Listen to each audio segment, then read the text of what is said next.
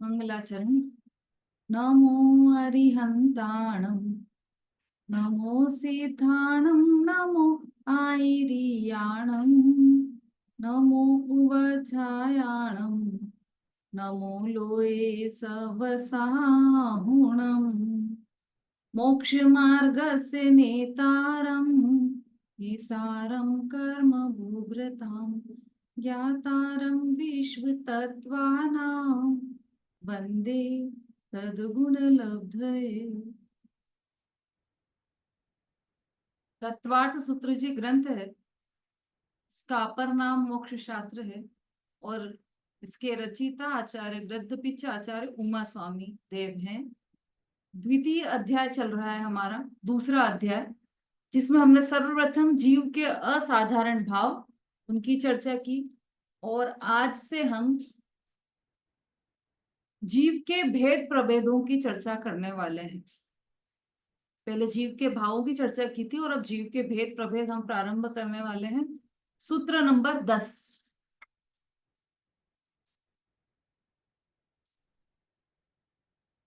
हाँ, बीच में हमने उपयोग और उपयोग के भेद की भी चर्चा की। सबसे पहले जीव के असाधारण भाव, फिर जीव का लक्षण, उपयोग और उसके भेद प्रभेद, और अब जीव के भेद कितने हैं उसकी चर्चा हम कर रहे हैं। सूत्र नंबर 10 निकाल लीजिए। संसारिणो मुक्ताश्च।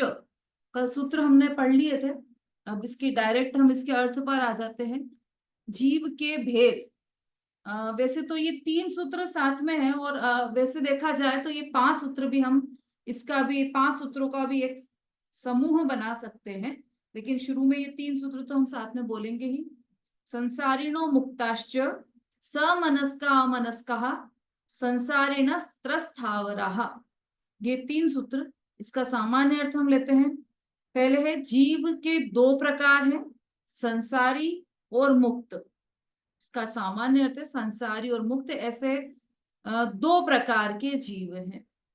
दूसरा समनस्का अमनस्का, तो उसका अर्थ है सेनी असेनी के, उनमें से संसारी जीव 2 प्रकार के हैं, समनस्क और अमनस्क। तीसरा है संसारिणस् त्रस्थावरा, तो संसारी जीव त्रस और स्थावर के भेद से भी 2 प्रकार के होते हैं। मतलब जीव के जो संसारी जीव है उनके 2 प्रकार से 2 भेद बताए। एक में तो समनस्क और अमनस्क बताया है, और दूसरा त्रस और स्थावर, इस तरह से 2 भेद बताए हैं संसारी जीव के। तो सबसे पहले तो जीव के कितने भेद हैं, तो जीव के तो 2 भेद हैं, संसारी जीव और मुक्त जीव। अब संसारी जीव किसे कहते हैं और मुक्त जीव किसे कहते हैं, तो जिसका लक्षण अभी पहले बताया जा चुका है उस लक्षण सहित जो भी जीव हैं वो, और जो कर्म सहित जीव हैं वे सब संसारी जीव हैं, और जो कर्म रहित जीव हैं वे मुक्त जीव हैं। संसारिणो मुक्ताश्च, मतलब कर्म सहित जीव संसारी है और कर्म रहित जीव मुक्त हैं। तो अब कर्म सहित जीव कौन से हैं, तो इसमें मतलब पहले गुण स्थान से लेकर 14वें गुण स्थान तक सभी जीव संसारी हैं।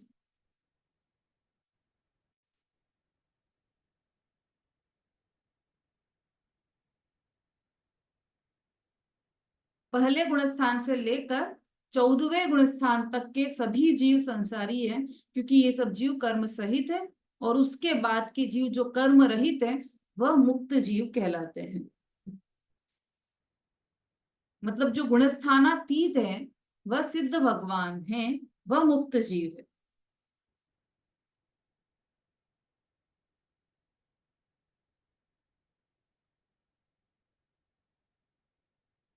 अब ये जो सूत्र है 10वें नंबर का, संसारिणो मुक्ताश्च, इसमें से 2 बातें मुख्य रूप से सामने निकल कर आती हैं। इसकी टीका पढ़िए।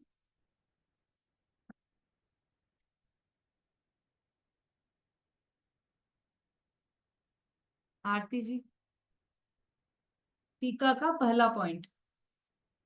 टीका का पहला पॉइंट, जीवों की वर्तमान दशा के ये भेद हैं। वे भेद पर्याय दृष्टि से हैं द्रव्य दृष्टि से सब जीव एक समान है। पर्यायों के भेद दिखाने वाला व्यवहार परमार्थ को समझाने के लिए कहा जाता है, उसे पकड़ रखने के लिए नहीं। इससे यह समझना चाहिए कि पर्याय में चाहे जैसे भेद हों, तथापि त्रैकालिक ध्रुव स्वरूप में कभी भेद नहीं होता। सर्व जीव हैं सिद्ध समान, जो समझे सो होए। हाँ, बहुत दूसरा भी अच्छा। पढ़ूं दीदी? हाँ, बस अभी पहले इसको समझ लेते हैं, फिर उसके आगे का पढ़ेंगे। क्या लिखा है? जीवों की वर्तमान दशा के ये भेद है। कौन से भेद? जो संसारी और मुक्त जीव, दो प्रकार के हैं, संसारी और मुक्त। ये जो भेद बताए हैं, ये जीव की वर्तमान दशा के भेद हैं। ये भेद पर्याय दृष्टि से है ना, कल हमने समझा था।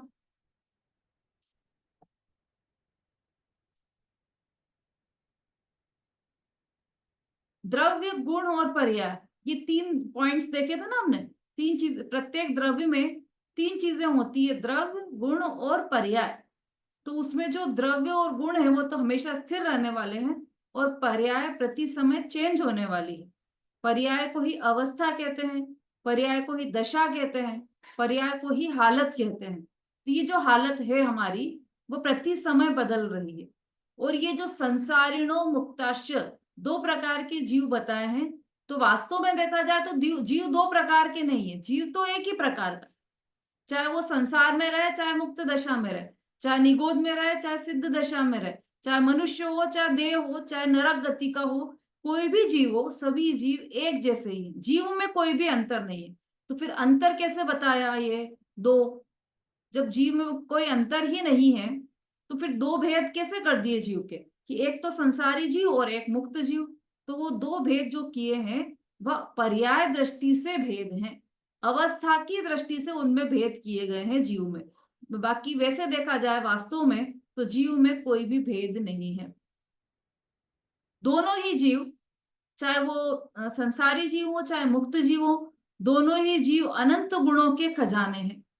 दोनों ही जीवों का लक्षण उपयोग लक्षण है। हर चीज दोनों में सेम है। फिर अंतर कहाँ है? कि उनकी जो वर्तमान दशा है, वर्तमान पर्याय है, वर्तमान हालत है, उसमें फेरबदल है। जो संसारी जीव है वह कर्म सहित है, और जो कर्म रहित जीव है वह मुक्त जीव है।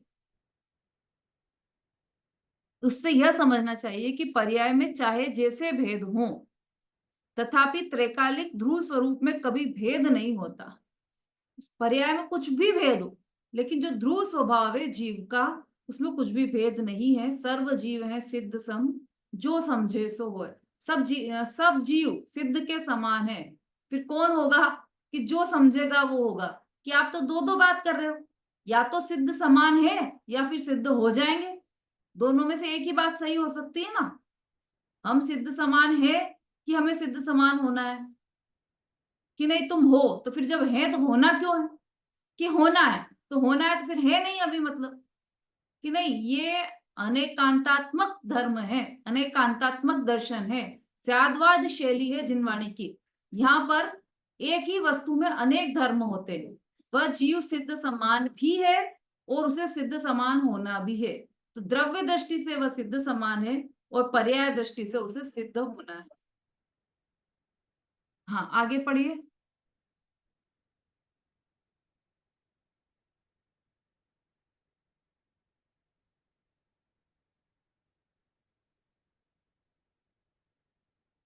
कौन पढ़ रहा है भाई?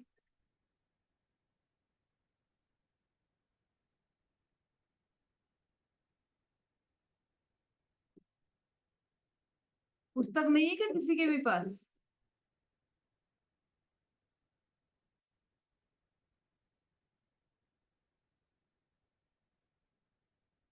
हाँ, उषा जी पढ़ी।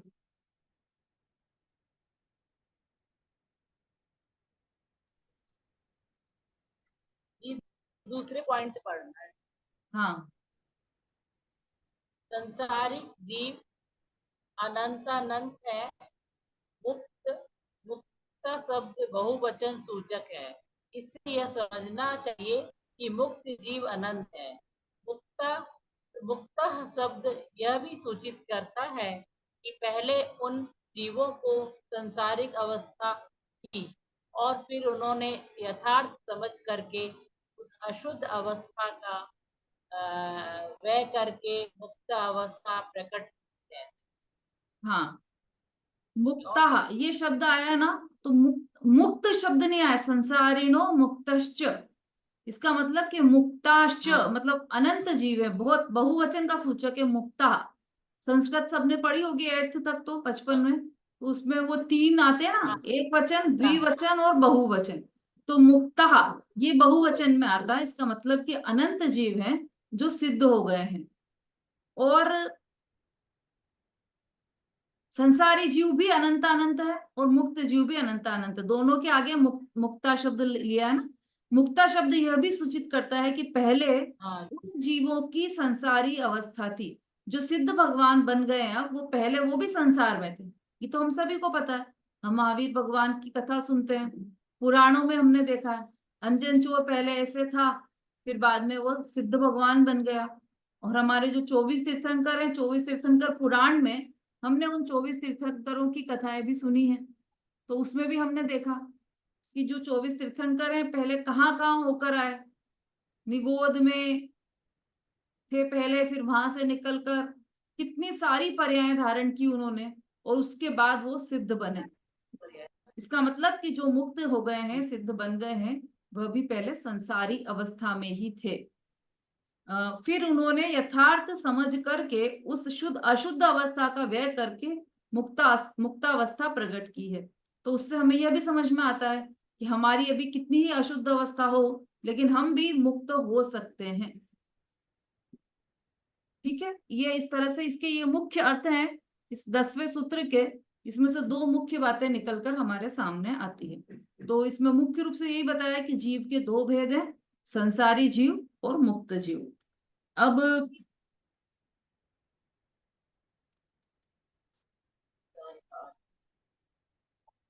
है ना, अमुक्त जीव, देखो, हर 6 महीने और 8 समय में 608 जीव मोक्ष जाते हैं, तो सभी को पता होगा।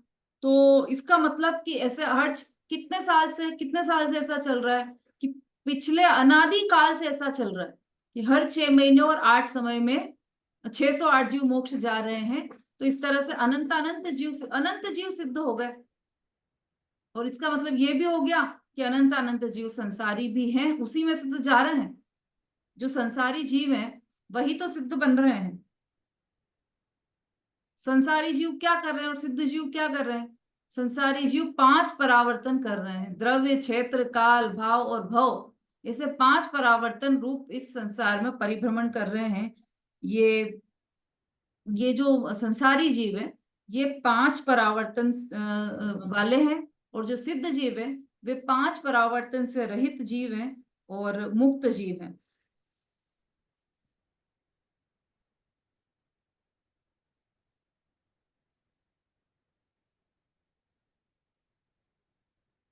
अब इसका क्या कारण है कि वो कुछ मुक्त है और कुछ संसारी है? इसका कारण क्या है? तो इसके मुख्य रूप से 2 कारण है, मिथ्यात्व, अज्ञान और कषाय। ये संसार में रहने के मुख्य कारण है ना। देखो, इसी में टीका का ही मैं इसमें शॉर्ट करती जा रही हूँ आपको, इसी में से पॉइंट लिखे हैं अलग। वो पॉइंट्स आप समझ लीजिए बस, क्योंकि वो डिटेल काफी सारा है, उसमें शब्द के भी अक्षर अर्थ दिए हैं, तो उसमें मत जाइए, आप मुख्य बातें समझ लीजिए। पहली बात तो ये मोह के कारण संसार है। दूसरा, स्वभाव के विस्मरण के कारण संसार है। तीसरा, संयोगों में एकत्व, ममत्व, भोक्तृत्व, कर्तृत्व की बुद्धि के कारण संसार है। फिर विषयों में सुख बुद्धि के कारण संसार है। और मतलब इस तरह से मिथ्यात्व, अज्ञान और कषाय के कारण ही यह संसार है। हमें संसार से छूटना है, मुक्त दशा प्राप्त करना है, तो हमें इन सबको छोड़ना होगा।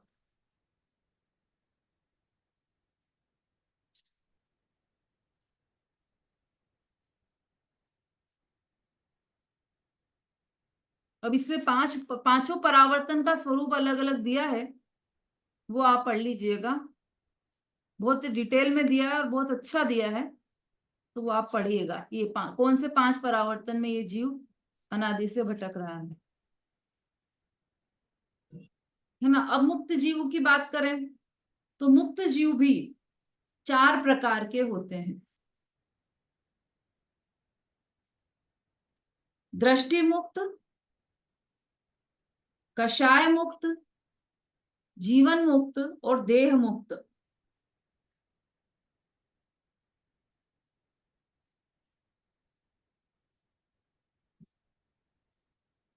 दृष्टि मुक्त, कषाय मुक्त, जीवन मुक्त और देह मुक्त।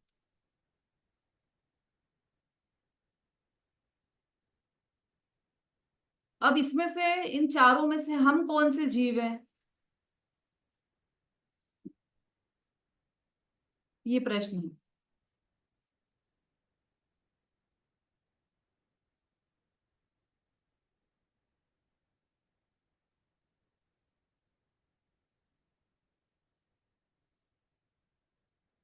रेणु जी। दीदी हम तो कोई भी नहीं, हम तो संसारी जीव है, हम मुक्त जीव कहाँ है? चारों में से एक भी नहीं है? दृष्टि मुक्त, कषाय मुक्त, जीवन मुक्त, देह मुक्त, कुछ भी नहीं है हम। जी नहीं, जी नहीं, ये तो आपने सिद्ध मुक्त जीवों के 4 प्रकार लिखा है, लेकिन हम तो मुक्त कहाँ है? हम तो भी संसार में भटक रहे हैं। अच्छा, चलिए संगीता जी बोलिए। दीदी आत्मा तो हमें मुक्त ही है, हम्म। जीव मुक्त माने जाएंगे हम। हाँ, तो कौन से मुक्त है जीव चारों मुक्त, में से? जीव मुक्त। जीव मुक्त। हाँ जी। अच्छा, ये 5वें तरह का मुक्त हो गया फिर तो। कुंद प्रभा जी।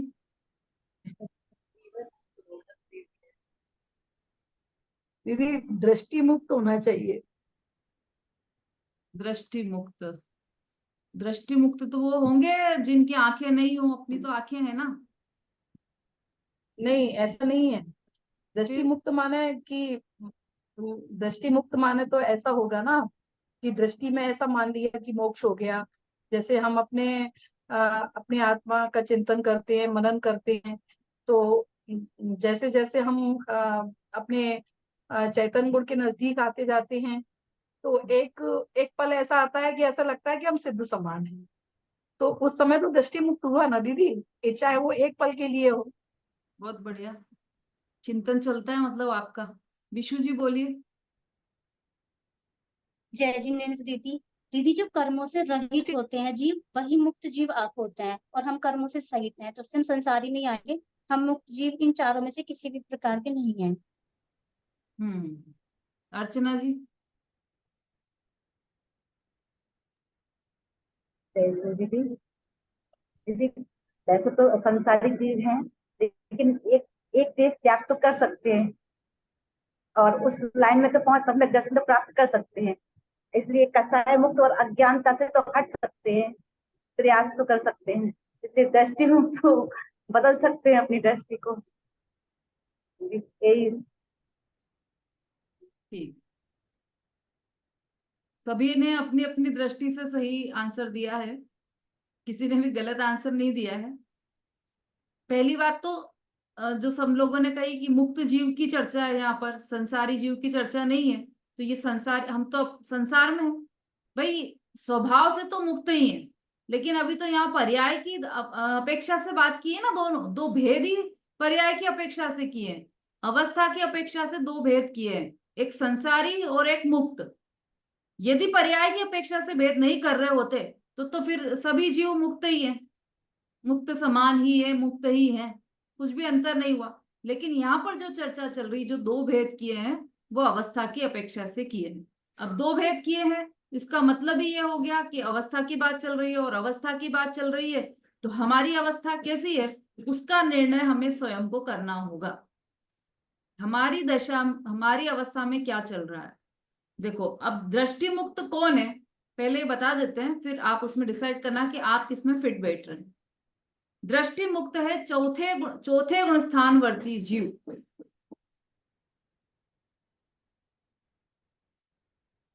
चौथे गुण स्थानवर्ती जीव जिसकी दृष्टि बदल गई है। कैसी दृष्टि बदल गई है? 7 तत्वों का सही ज्ञान हो गया, 6 द्रव्यों का सही ज्ञान हो गया, और इसका मतलब उसकी सृष्टि बदल गई।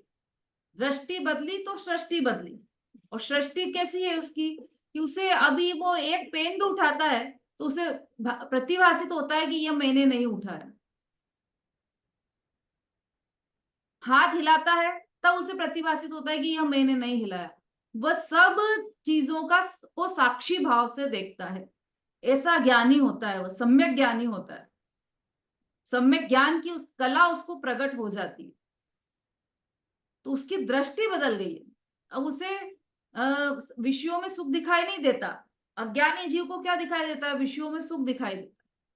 अज्ञानी जीव को क्या दिखाई देता है कि मैं पर का कर सकता हूं, मैं पर का करता हूं, ऐसी दृष्टि रहती है। और ज्ञानी की दृष्टि रहती है कि मैं पर का करता ही नहीं, मैं पर का कर सकता ही नहीं। ये दृष्टि में पूरा बदलाव आ जाता है। अज्ञानी जीव होगा तो वो उसको दूसरे जीव को अवस्था की दृष्टि से देखता है कि अरे ये तो गरीब है, ये तो मोटा है, ये तो पतला है, ये तो सुंदर है ना, और ये अरे ये तो निकृष्ट जाति का है। लेकिन जो ज्ञानी जीव है वह जीव दूसरे जीव को अवस्था की दृष्टि से नहीं देखता। उसे भी वह एक चींटी भी जा रही होगी तो उसे भी वह अनंत गुणों का खजाना भगवान आत्मा ही देखेगा। तो उसकी दृष्टि में इतना परिवर्तन हो गया है, विशाल परिवर्तन हो गया है। जिस चींटी को हम अज्ञानी जी ऐसा समझते हैं कि अरे ये क्या है, ये तो मरने के लिए ही पैदा हुई है, इसको तो पानी डाल दो, ऐसा उसके मन में आता है कि अरे मर गई अब क्या करें, वो तो मरेगी, ऐसा लगता है। उसको जीव ही मानने, कई लोग तो उसको जीव ही नहीं मानते। ऐसी दृष्टि से ऐसी दृष्टि हो जाना कि जहां पर उसे जीव स्वीकार नहीं कर रही थी एक दृष्टि, उसकी जगह एक दृष्टि ऐसी उत्पन्न हो गई कि उसे भगवान स्वीकार कर रही है। तो ये दृष्टि में आमूल चूल परिवर्तन हो गया है, ये दृष्टि बदल गई। तो इसलिए वह ज्ञानी जीव दृष्टि मुक्त हो गया है। और ऐसा कौन सा जीव है कि चौथे गुण स्थानवर्ती जीव दृष्टि मुक्त होता है? दूसरा कौन सा है? कषाय मुक्त। कसाय कषाय मुक्त में आएगा 11वें और 12वें गुण स्थानवर्ती जीव कषाय मुक्त हैं।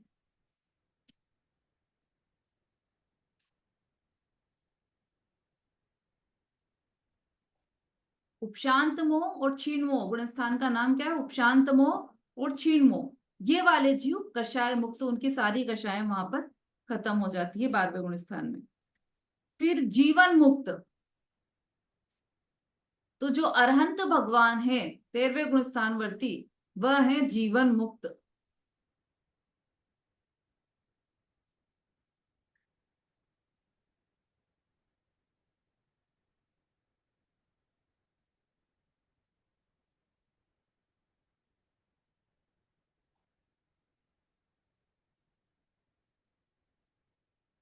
क्योंकि अब 13वें गुण स्थान के बाद उनका जो संसार में जीवन था वो जीवन तो अब बचा ही नहीं है उनका।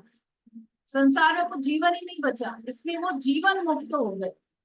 अंतिम में देह मुक्त। तो देह मुक्त कौन है? ये तो सबको पता है, सिद्ध भगवान जो गुणस्थानातीत है, ऐसे सिद्ध भगवान वो देह मुक्त है।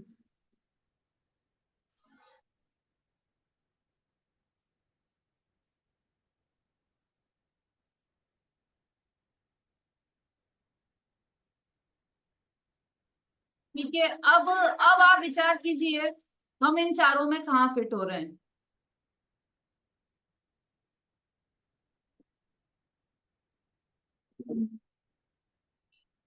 हाँ बोलिए रे।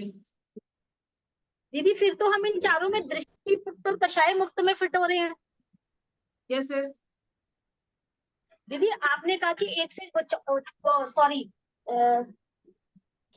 चौथे गुण स्थानवर्ती जो जीव है जिसकी दृष्टि मुक्त में चौथे गुण स्थानवर्ती जीव आ जाते हैं, जिसकी दृष्टि बदल गई, तो जो संसारी जीव है वो चौथे गुण स्थानवर्ती तो हो सकता है ना, और उसको सम्यक ज्ञान की कला भी आ गई है। और कषाय मुक्त में 11वें और 12वें गुण स्थानवर्ती मुनिराज आ गए। अभी तो आपका प्रश्न है, मुनिराज की और किसी की भी दूसरे की बात नहीं है। आप कौन से किस में फिट बैठ रहे हो ये बताओ आप तो। दीदी देखिए, अगर सम्यक दृष्टि जीव है तो वो दृष्टि मुक्त में फिट बैठ रहा है। अभी तो आपकी बात कर रहे हैं ना, सम्यक दृष्टि की बात नहीं कर रहे हैं। आप बैठ रहे हैं क्या दृष्टि मुक्त जी में? नहीं, हम नहीं बैठ रहे, हम सम्यक दृष्टि नहीं है, हम सम्यक दृष्टि नहीं है, हम नहीं बैठ रहे। फिर अगर बात तो पर्याय की दृष्टि से पर्याय दृष्टि से क्या? अगर पर्याय की दृष्टि से देखें तो भी हमें सम्यक दर्शन कहाँ हुआ है, तो फिर हम तो संसारी जीवों में ही आए। अच्छा, तो फिर आप, ये तो आपका डिसीजन है कि आपको सम्यक दर्शन हुआ है कि नहीं, क्योंकि दूसरे को तो पता चलेगा नहीं, वो तो आप ही बता जी बिल्कुल। मतलब सोच पाओगे, तो इसलिए आप ही डिसाइड करना कि आप दृष्टि मुक्त हो या नहीं। अर्चना जी।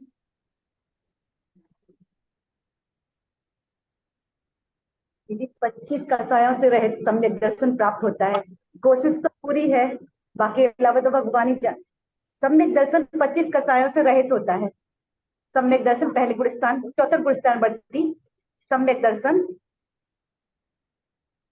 सम 25 कौन सी कषायों से रहित होता है सम्यक दर्शन? 25 कसायों से रहित नहीं, 8 मद, 8 संकादि दोष, ये 25 सम्यक दर्शन कषाय प्राप्त होता है ना नहीं है। दीदी। अरे ये 25 कषाय 25 नहीं क्या है? होता है। कषाय थोड़ी है। 25 क्या बोलते दीदी? 25 क्या? कसाई 25 तो नहीं क्या है। सम्यक दर्शन? 25 क्या है दीदी? वो 200 से रहित, 25 200 से रहित। हाँ, तो तो कषाय तो 8 बहुत मद, दूर 8 का। संकादि दोष। कषाय मुक्त किसको लिखवाया है? देखो आप उसमें अच्छा, अभी मुनि राजों को लिखा है। कषाय मुक्त किसको लिखवाया है? आप देखो, उसको देखकर मुनि पढ़कर राजों को बताओ आप। बाद में पढ़कर बाद बताओ में आप। गुण स्थान मुनि राजों को। हाँ, तो फिर आप कौन से गुण स्थानवर्ती हो? चतुर्थ गुण स्थान में हो सकते हैं दीदी। अरे हो सकते हैं की बात तो सिद्ध भगवान हो सकते हैं, हम तो मुक्त संसारी पूरे सिद्ध ही हो सकते हैं, हो सकने की बात नहीं, अभी की बात कर रहे हैं। अभी आप कौन से गुण स्थान में हो, अभी आप कौन से मुक्त हो, ये बात चल रही है। जब दीदी अभी तो नहीं कह सकते। नहीं कह सकते? द्रव्य दृष्टि मान लो बस, सफल हुआ के द्रव्य दृष्टि। नहीं, आपका कंफ्यूजन दूर करो, आप विचार करना है इस पे। नमिता जी। दीदी द्रव्य दृष्टि मान लो। अरे दीदी मैं तो चारों में से एक में मुक्त की बात चल रही है, आप आराम से विचार करो, कुछ जवाब देने की जल्दी नहीं है। नमिता जी बोलिए। दीदी मैं तो चारों में से एक में भी नहीं फिट बैठती इसमें। अरे क्यों? मुक्त जो वाले में अभी तो कुछ भी नहीं झूठा है इसलिए। सही बात है दीदी, अभी तो चारों में से एक में भी नहीं है। हाँ, रेखा जी बोलिए। यही नहीं दीदी। हम्म। दीदी वो सही बोल रही ना, हम लोग है ना किसी में भी फिट नहीं बैठते अभी, क्योंकि अभी हमें ना तो सात तत्वों का ज्ञान है, यथार्थ ज्ञान, ना हमें छह द्रव्यों का यथार्थ ज्ञान है। तो और बाकी ये चीज तो बात की है। ठीक है, शोभा जी। जय स्नेह दीदी, अभी चारों में नहीं बैठ रहे दीदी, ना दृष्टि में, ना कसाय में, ना जीवन में, ना देह मुक्त में, क्योंकि ना चौथा गुण स्थान ही शुरू नहीं हुआ तो अभी कहाँ से शुरू होगी। संगीता जी। कोशिश करें। हाँ दीदी, कोई हमारा पहला गुण स्थान है अभी मिथ्यात्व, तो अभी तो हाँ हम तो कहीं भी नहीं है। ठीक है, चलो, सबने ऑनेस्टी से उत्तर दिया है, बिल्कुल ईमानदारी से, जिसका जो गुण स्थान है वही बताया है। नहीं तो कोई ऐसा भी हो सकता था कि मेरा तो 7वीं प्रतिमा चल रही है, मेरी तो 11वीं प्रतिमा चल रही है, ऐसा भी बोल सकते थे, तो फिर हम कैसे मना करते, क्योंकि उसके अंदर के परिणाम तो वही जाने। पर आप सबने ऑनेस्टी से बताया है, बहुत बढ़िया उत्तर दिया है सभी ने। अभी ये देखो, मुक्त जीवों की के भेद है, संसारी जीव के भेद ही नहीं है, तो हम मतलब संसारी जीव में भी दृष्टि मुक्त हो सकते हैं। जो चौथे गुण स्थानवर्ती जीव है वह दृष्टि मुक्त होते हैं। वे अभी हमारी वह दशा भी उत्पन्न नहीं हुई है कि हम दृष्टि मुक्त हो सके। चलिए, बहुत अच्छा। तो हमने ये देखा संसारिणो मुक्ताश्च, 10वें नंबर का सूत्र हो गया है हमारा। 11वें नंबर का सूत्र आ जाइए इस पर, 11वें नंबर के सूत्र पर, संसारी जीवों के भेद। अभी तक हमने क्या देखा था? जीव के भेद। अब जीव में दो हो गए, संसारी और मुक्त। अब पहला जो संसारी जीव है उसके भेद चल रहे हैं, संसारी जीवों के भेद। सब म्यूट कर लीजिए अपना अपना। 11वें नंबर का सूत्र, समनस्का मनस्काहा। फिर से ध्यान से सुनिएगा सब, समनस्का मनस्काहा। मनस्का अब कौन बोलेगा बिना त्रुटि के?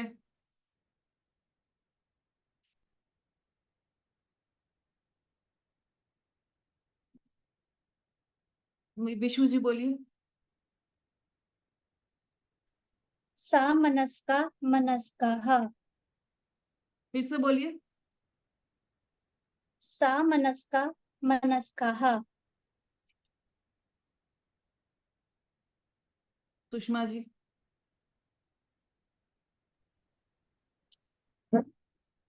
मनस्का मनस्काहा। दीदी आवाज नहीं आ रही क्या?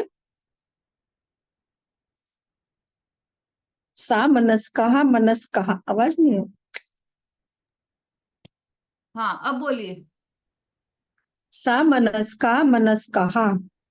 हाँ, समनस्का, जो एस लगा हुआ है ना वो साइलेंट है, मतलब समनस्का मनस्का मनस्काहा ऐसा है। हाँ ठीक है, आपने सही बोला है, समझने के लिए बात है ये। समनस्का अमनस्का, सा मनस्काहा। मन सहित सेनी, मन रहित असेनी, इस तरह से दो प्रकार के हैं संसारी जीव। अब पहले अपन ने जीव के भेद संसारी और मुक्त कर लिए, अब संसारी जीव भी दो प्रकार के हैं।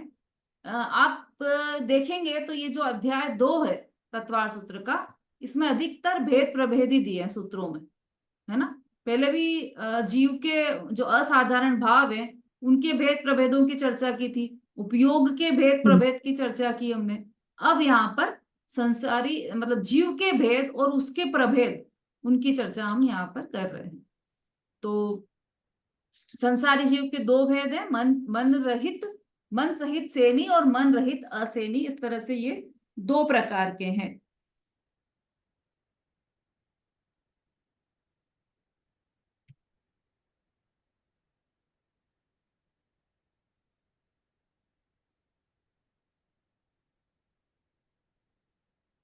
इसकी भी टीका बहुत अच्छी दी है, पर अपन उसको और शॉर्ट करके समझते हैं। मन सहित जीवों को समनस्क और मन रहित जीवों को अमनस्क कहते हैं। इसमें शब्द जो आया ना मनस्क समनस्का मनस्काहा, तो इसमें से दो शब्द निकल रहे हैं, समनस्क और अमनस्क। जो बीच में एस जैसा आया था ना उसका अर्थ है अमनस्क, उसका अर्थ है तो समनस्क और अमनस्क ये दो भेद हैं किसके? संसारी जीवों के। अब समनस्क क्या होता है? तो मन सहित जीव समनस्क है और मन रहित जीव अमनस्क है। समनस्क जीवों को संगी कहते हैं और अमनस्क जीवों को असंगी कहते हैं। समनस्क जीवों को सेनी कहते हैं और अमनस्क जीवों को असेनी कहते हैं। मतलब कुल मिला के 4 शब्द आ गए समनस्क और अमनस्क के लिए। तो समनस्क के लिए कौन कौन से आए? समनस्क मतलब मन सहित, संगी और सेनी। और अमनस्क का आया मन रहित, असंगी और असेनी। तो आगम में ये 4 प्रकार से अलग अलग शब्द आ सकते हैं, तो सबका अर्थ आपको यही लगाना है। अमनस्क शब्द आए तो आपको समझ लेना कि यह मन रहित जीवों की बात चल रही है। असंगी आए तब भी यही समझना, असेनी आए तब भी यही समझना। ठीक है, तो इस तरह से दोनों के 4 शब्द हो गए। अब ये कौन होते हैं? अमनस्क कौन होते हैं और समनस्क कौन होते हैं? तो एकेंद्रीय से लेकर 4 इंद्रिय तक के सभी जीव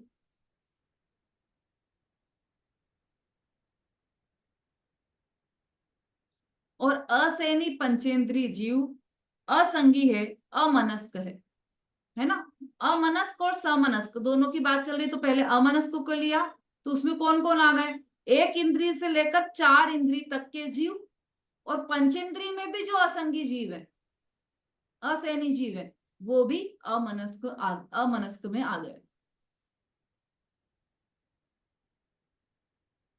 अब कौन बच गया?